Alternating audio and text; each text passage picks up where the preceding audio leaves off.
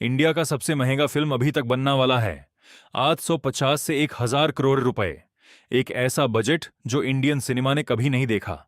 और उस फिल्म का नाम है toxic, a fairy tale for grown ups. Yash, 26 अगस्त, गोवा। 1940 के दशक से 1970 के दशक का पीरियड।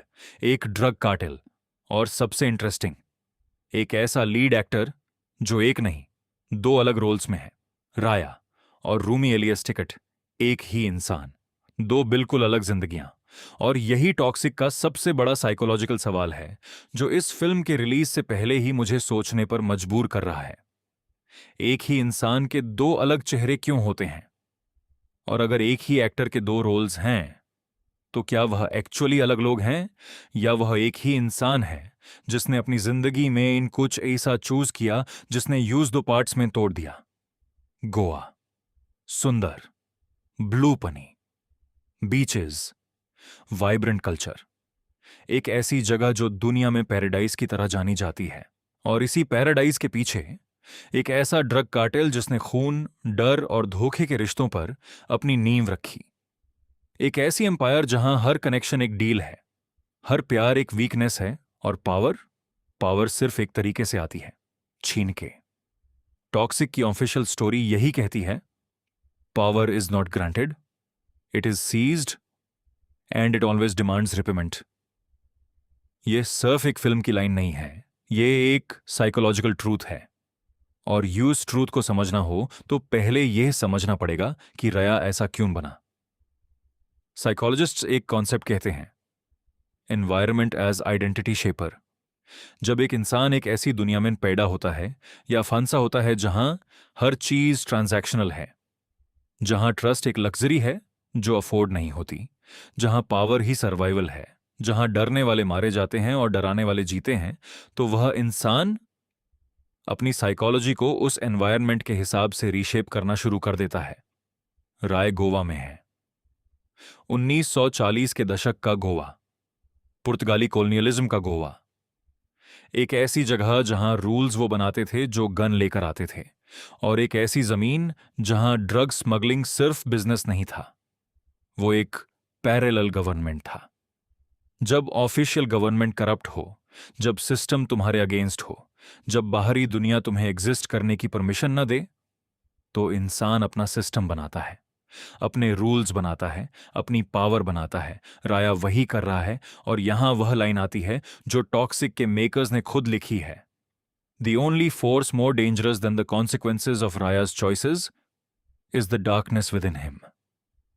यह लाइन सुनने में सिंपल लगती है, लेकिन यह बहुत डीप है, क्योंकि यह एक ऐसी साइकोलॉजी डिस्क्राइब कर रही है जो किसी भी विलन से ज्यादा डेंजरस होती है। वो डार्कनेस जो बाहर से नहीं आती, वो डार्कनेस जो अंदर से आती है, जो तुम खुद से फेस नहीं कर सकते, जो तुम खुद से एक्सेप्ट नहीं कर सकते, जो तुम्हारे डिसीजंस में छुप के बैठती है, और एक दिन एक बड़े से बड़े डिसीजन में सरफेस पर आ जाती है। राया का डुअल रोल, राया और रूमी, ये सिर्फ एक स्क्रिप्ट राइटिंग टेक्निक नहीं है, ये एक साइकोलॉजिकल ट्रूथ है। हर इंसान के अंदर दो वर्जन्स होते हैं, एक वो वर्जन जो दुनिया देखती है, और एक वो वर्जन जो अंदर रहता है, quieter, darker, more honest. Rumi शायद वो है जो राया बनाना चाहता था, और राया वो है जो रूमी बन गया।